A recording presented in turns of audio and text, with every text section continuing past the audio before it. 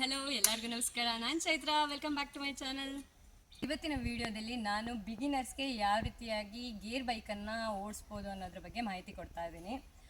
ಇವತ್ತಿನ ವಿಡಿಯೋದಲ್ಲಿ ಏನು ಮಾಡ್ತಾ ಇದ್ದೀನಿ ಅಂದರೆ, ಗಾಡಿನ ಚಾಲೂ ಮಾಡೋದ್ರಿಂದ ಹಿಡಿದು ಕ್ಲಚ್ ಎಲ್ಲಿರುತ್ತೆ, ಬ್ರೇಕ್ ಎಲ್ಲಿರುತ್ತೆ, ಮತ್ತು ಯಾವ ರೀತಿ ಗೇರ್ಗಳನ್ನು ಚೇಂಜ್ ಮಾಡಬೇಕಾಗತ್ತೆ ಅನ್ನೋದ್ರ ಬಗ್ಗೆ ನಾನು ಪೂರ್ತಿಯಾಗಿ ಮಾಹಿತಿಯನ್ನು ಕೊಡ್ತಾ ಇದ್ದೀನಿ.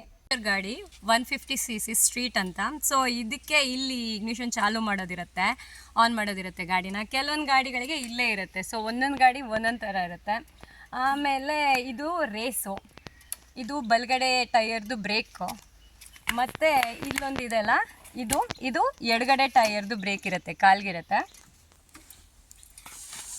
ನೆಕ್ಸ್ಟು ಇದು ಕ್ಲಚ್, ಇದು ಫುಲ್ ಕ್ಲಚ್, ಇದು ಕಾಣಿಸ್ತಾ ಇದೆ ಅಲ್ವಾ. ಆಮೇಲೆ ನಾನಿಲ್ಲಿ ಆನ್ ಮಾಡಿದ ತಕ್ಷಣ ಇಲ್ಲಿ ನ್ಯೂಟ್ರಲ್ಗೆ ಬಂತು. ಸೊ ನ್ಯೂಟ್ರಲಲ್ಲಿ ಇಟ್ಕೊಂಡಿದ್ದೀನಿ. ಈ ಗಾಡಿಗೆ ಗೇರ್ ಹೇಗಿದೆ ಅಂತಂದರೆ, ಫಸ್ಟು ಕೆಳಗಡೆ ಒಂದು, ಆಮೇಲೆ ಉಳಿದೆಲ್ಲ ಈ ಥರ ಲಿಫ್ಟ್ ಮಾಡ್ತಾ ಬರ್ಬೋದು. ಈ ಗಾಡಿಗೆ ಲಿಫ್ಟು ಮಾಡ್ಕೋಬೋದು, ಇಲ್ಲ ಅಂತಂದರೆ ಇಲ್ಲಿ ಹಿಂದ್ಗಡೆ ಒಂದು ಸ್ಟ್ಯಾಂಡ್ ಇದೆ ಅಲ್ವಾ, ಈ ಥರನೂ ತೊಗೋತಾ ಹೋಗ್ಬೋದು. ಗೇರನ್ನು ಹಾಕಬೇಕಿದ್ರೆ ನಿಮ್ಮ ಕಂಫರ್ಟ್ ಹೇಗಿದೆಯೋ ಅದ್ರ ಮೇಲೆ ಮಾಡಿ. ಮತ್ತು ಎಲ್ಲ ಗಾಡಿಗೂ ಇದೇ ಥರ ಇರಲ್ಲ. ಕೆಲವೊಂದು ಗಾಡಿಗೆ 4 ಗೇರು ಹಿಂದಿರುತ್ತೆ, ಮತ್ತು ಒಂದಷ್ಟು ಗಾಡಿಗೆ ಅಷ್ಟು ಗೇರು ಮುಂದಿರುತ್ತೆ. ಸೊ ನಿಮ್ಮ ಗಾಡಿ ಯಾವುದು ಅಂತ ನೋಡಿಕೊಂಡು ಈ ಥರ ಗೇರ್ಗಳನ್ನ ಹಾಕ್ಕೋಬೇಕಾಗತ್ತೆ. ಹೇಳಿದೆ ಅಲ್ವಾ, ಇವಾಗ ಕ್ಲಚ್ ಯಾವುದು, ಬ್ರೇಕ್ ಯಾವುದು, ಮತ್ತು ರೇಸ್ ಯಾವುದು ಅನ್ನೋದನ್ನು ಹೇಳಿದೆ. ಸೊ ಅದನ್ನು ಇವಾಗ ಪ್ರಾಕ್ಟಿಕಲ್ ಆಗಿ ತೋರಿಸ್ತೀನಿ, ಬನ್ನಿ. ಎಲ್ಲದಕ್ಕಿಂತ ಫಸ್ಟ್ ಸ್ಟೆಪ್ ಅಂತಂದರೆ, ಗಾಡಿನ ಓಡಿಸ್ಬೇಕಿದ್ರೆ ಹೆಲ್ಮೆಟ್ ಹಾಕ್ಕೊಳ್ಳಿ. ದಯವಿಟ್ಟು ಹೆಲ್ಮೆಟ್ ಇಲ್ಲದೆ ಗಾಡಿನ ಓಡಿಸ್ಬೇಡಿ. ಸೊ ಇದೊಂದು ನನ್ನ ರಿಕ್ವೆಸ್ಟ್ ಕೂಡ, ಅಡ್ವೈಸ್ ಕೂಡ ಅಂತ ಅನ್ಕೋಬೋದು ನೀವು.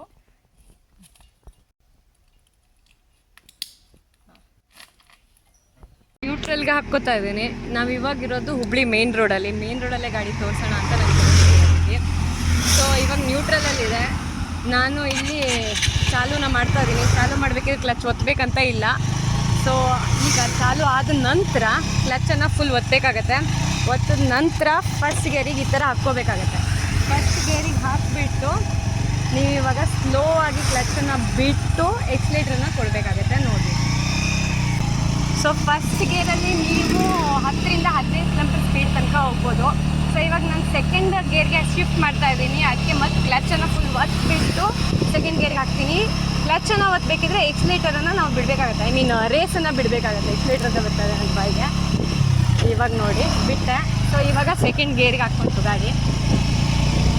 ಇದರಲ್ಲಿ ಆಲ್ಮೋಸ್ಟ್ ನೀವು 30 ಥರ ತನಕ ಹೋಗ್ಬೋದು.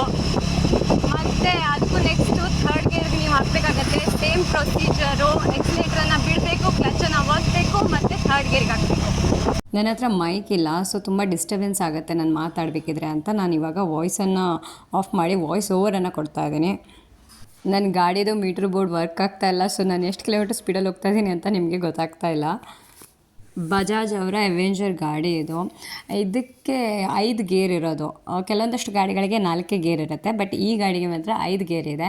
ಫಸ್ಟು ಮುಂದೆ ಮತ್ತು ಉಳಿದಿದ್ದೆಲ್ಲ ಹಿಂದ್ಗಡೆ ಇರೋವಂಥದ್ದು.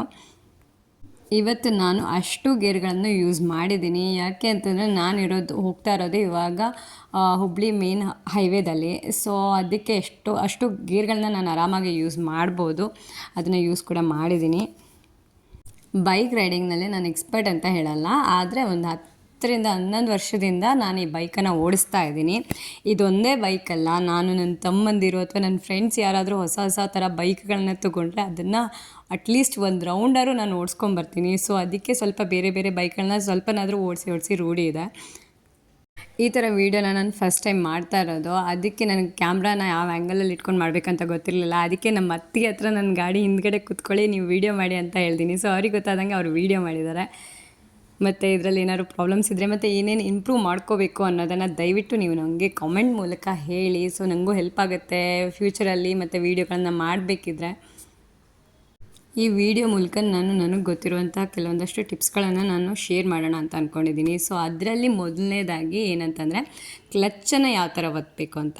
ಸೊ ಕೆಲವೊಬ್ರು ಏನು ಮಾಡ್ತಾರೆ ಅಂದರೆ, ಆ ಕ್ಲಚ್ ಸೈಡ್ ಹ್ಯಾಂಡಲನ್ನು ಹಿಡ್ಕೊಂಡಿರ್ತೀವಲ್ವ, ಆವಾಗ ಕ್ಲಚ್ ಮತ್ತು ಹ್ಯಾಂಡಲ್ನ ಮಿಡಲಲ್ಲಿ ಒಂದು ಬೆರಳನ್ನು ಇಟ್ಕೊಂಡಿರ್ತಾರೆ. ಸೊ ಆ ಥರ ಮಾಡಿಬಿಟ್ಟು ದಯವಿಟ್ಟು ಗಾಡಿನ ಓಡಿಸ್ಬೇಡಿ. ಹ್ಯಾಂಡಲನ್ನು ಇಟ್ಕೋಬೇಕಿದ್ರೆ ಹ್ಯಾಂಡಲನ್ನು ಫುಲ್ ನಮ್ಮ ಅಷ್ಟು 5 ಬೆರಳಿಂದ ಹ್ಯಾಂಡಲನ್ನು ಇಟ್ಕೊಳ್ಳಿ. ಮತ್ತು ಕ್ಲಚ್ಚನ್ನು ಒತ್ತಬೇಕಿದ್ರೆ ನಮ್ಮ 4 ಆ ಬೆರಳಿಂದ ಫುಲ್ ಕ್ಲಚ್ಚನ್ನು ಒತ್ತಿ ಗೇರನ್ನು ಚೇಂಜ್ ಮಾಡಿ. ಸೊ ಆ ಮಿಡಲಲ್ಲಿ ಒಂದು ಬೆರಳೆಲ್ಲ ಇಟ್ಕೊಂಡಿದ್ರೆ ಕೆಲವೊಂದು ಸಲ ಕ್ಲಚ್ ಪೂರ್ತಿಯಾಗಿ ಒತ್ತಲ್ಲ, ಅದಕ್ಕೆ. ಈಗ ಹೊಸದಾಗಿ ಬಂದಿರೋ ಎಲ್ಲ ಗಾಡಿಗಳಿಗೂ ಆಲ್ಮೋಸ್ಟಾಗಿ ನಿಮ್ಗೆ ಯಾವ ಗೇರಲ್ಲಿದ್ದೀರಿ ಅಂತ ಅಲ್ಲೊಂದು ಡಿಸ್ಪ್ಲೇಲಿದ್ದಲ್ಲಿ ತೋರಿಸ್ತಾ ಇರುತ್ತೆ, ಫಸ್ಟ್ನೇ ಗೇರಲ್ಲಿದ್ದೀರೋ ಸೆಕೆಂಡ್ನೇ ಗೇರಲ್ಲಿದ್ದೀರೋ ಅಂತ. ಬಟ್ ಕೆಲವೊಂದಷ್ಟು ಹಳೆ ಗಾಡಿಗಳಿಗೆ ಅದು ತೋರಿಸಲ್ಲ. ಸೊ ಆಗ ನೀವು ಯಾವ ಸ್ಪೀಡಲ್ಲಿ ಹೋಗ್ತಾ ಇರ್ತೀರಲ್ವ, ಸೊ ಅಂದರೆ ಆ ಸೌಂಡು, ಗಾಡಿಯ ಸೌಂಡ್ ಇರುತ್ತಲ್ವ, ಸೊ ಅದರಲ್ಲೇ ನಿಮ್ಗೆ ಗೊತ್ತಾಗ್ಬಿಡುತ್ತೆ ನೀವು ಇವಾಗ ಗೇರನ್ನು ಚೇಂಜ್ ಮಾಡಬೇಕು ಬಿಡಬೇಕು ಅನ್ನೋದು. ಗರ್ರ ಅಂತ ಸೌಂಡ್ ಬರುತ್ತೆ. ಸೊ ಅದರ ಮೇಲೆ ನೋಡಿಕೊಂಡು ನೀವು ಗೇರನ್ನು ಚೇಂಜ್ ಮಾಡ್ತಾ ಹೋಗಿ. ಮತ್ತು ಕೆಲವೊಂದಷ್ಟು ಕಿಲೋಮೀಟರ್ ಸ್ಪೀಡ್ಗೆ ತಕ್ಕಂತೆ ನೀವು ಗೇರ್ಗಳನ್ನು ಚೇಂಜ್ ಮಾಡಬೇಕಾಗತ್ತೆ. ನನಗೆ ತಿಳಿದಿರೋ ಮಟ್ಟಿಗೆ ಒಂದಷ್ಟು ವೀಡಿಯೋನ ಮಾಡಿದ್ದೀನಿ. ದಯವಿಟ್ಟು ಇದರಲ್ಲಿ ಏನೇನು ತಪ್ಪಾಗಿದೆ ಅನ್ನೋದನ್ನು ನೀವು ನನ್ನ ಕಾಮೆಂಟಲ್ಲಿ ಹೇಳಿ, ಅದರ ಜೊತೆ ಏನೇನು ಇಂಪ್ರೂವ್ ಮಾಡ್ಕೋಬೇಕು ಅನ್ನೋದನ್ನು ಕೂಡ ಹೇಳಿ.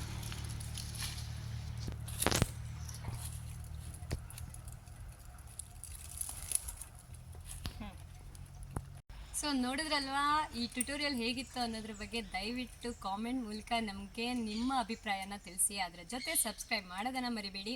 ಮತ್ತು ಇದಕ್ಕೂ ಮೊದಲು ಈ ಗೇರ್ ಬೈಕಿಗೆ, ಸ್ವಲ್ಪ ಹೆವಿ ಬೈಕಿಗೆ ಯಾವ ಥರ ಡಬಲ್ ಸ್ಟ್ಯಾಂಡನ್ನು ಹಾಕ್ಬೋದು, ಅಂದರೆ ಸೆಂಟರ್ ಸ್ಟ್ಯಾಂಡನ್ನು ಯಾವ ಥರ ಹಾಕಬೇಕು ಅನ್ನೋ ಒಂದು ಹಳೆ ವಿಡಿಯೋ ಕೂಡ ಇದೆ. ದಯವಿಟ್ಟು ಆ ವಿಡಿಯೋನ ಕೂಡ ನೀವು ನೋಡಿ. ಇದು ಸ್ವಲ್ಪ ಹಳೆ ಗಾಡಿ ಕೂಡ ಹೌದು. ಆ್ಯಕ್ಚುಲಿ ಇದನ್ನು ನಾನು 2015 ತೊಗೊಂಡಿರೋದು. ಸೊ ಇದರದ್ದು ಈ ಮೀಟ್ರ್ ಬೋರ್ಡೆಲ್ಲ ವರ್ಕ್ ಆಗ್ತಾಯಿಲ್ಲ ಈಗ ಸದ್ಯಕ್ಕೆ. ಸೊ ಅದಕ್ಕೆ ಇದರಲ್ಲಿ ನಿಮ್ಗೆ ತೋರ್ಸೋಕ್ಕಾಗಿಲ್ಲ ಅದು ಎಷ್ಟು ಕಿಲೋಮೀಟರ್ ಸ್ಪೀಡ್ ಹೋಗ್ತಾ ಇದೆ ಅನ್ನೋದ್ರ ಬಗ್ಗೆ. ಮತ್ತು ಎಲ್ಲ ಗೇರ್ಗಳನ್ನ ನಾನು ಇವತ್ತು ಯೂಸ್ ಮಾಡಿದ್ದೀನಿ ಈ ನನ್ನ ಟ್ಯುಟೋರಿಯಲಲ್ಲಿ. ನನ್ನ ಹತ್ರ ಆಲ್ರೆಡಿ ಗೇರ್ ಬೈಕ್ದು ಲೈಸೆನ್ಸ್ ಕೂಡ ಇದೆ. ಮತ್ತು ನಾನೇನು ಹೊಸಬ್ಳಲ್ಲ ಈ ಗಾಡಿನ ಗೇರ್ ಬೈಕನ್ನು ಓಡಿಸೋದಕ್ಕೆ. ಸೊ ಆ ಕಾನ್ಫಿಡೆನ್ಸ್ ಮೇಲೆ ನಾನು ಈ ವಿಡಿಯೋನ ಕೂಡ ಮಾಡಿದ್ದೀನಿ. ಸೊ ಇದು ನನ್ನ ಫಸ್ಟ್ ಟೈಮ್ ಈ ಥರ ವಿಡಿಯೋ ಆಗಿರೋದ್ರಿಂದ ದಯವಿಟ್ಟು ನಿಮ್ಮ ಅನಿಸಿಕೆಗಳನ್ನ ಶೇರ್ ಮಾಡೋದನ್ನು ಮರಿಬೇಡಿ. So, tata, bye-bye, thank you.